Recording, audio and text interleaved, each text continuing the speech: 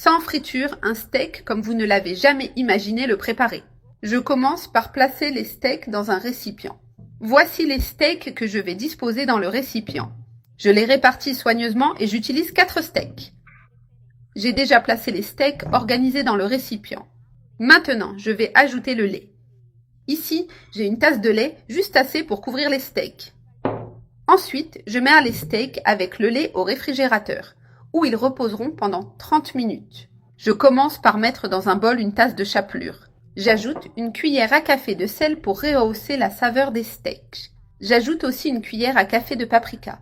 J'utilise du paprika épicé, mais vous pouvez utiliser du paprika doux si vous préférez. Pour une touche supplémentaire de saveur, j'ajoute 3 gousses d'ail finement hachées.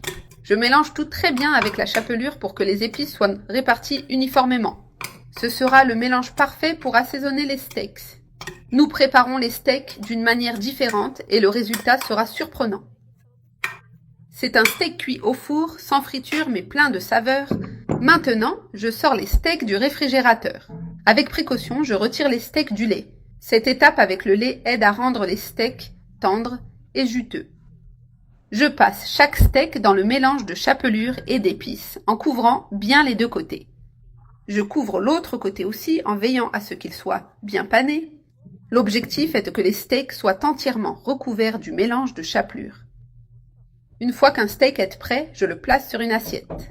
Je répète le processus avec tous les steaks. Maintenant, dans une poêle ou un plat, je mets un peu d'huile d'olive. La quantité d'huile est à votre goût, mais elle aide à donner plus de saveur au steak. Je dispose les steaks dans le plat en les organisant bien.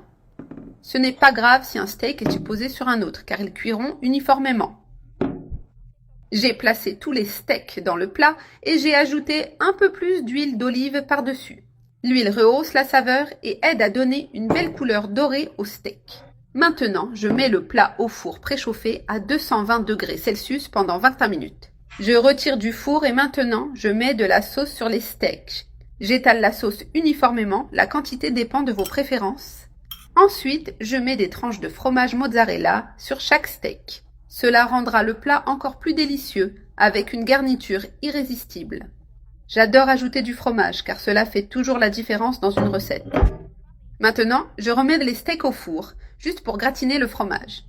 Et voici les steaks sortant du four avec le fromage gratiné et une apparence incroyable. Je place les steaks sur une assiette et regardez comme ils sont beaux et appétissants.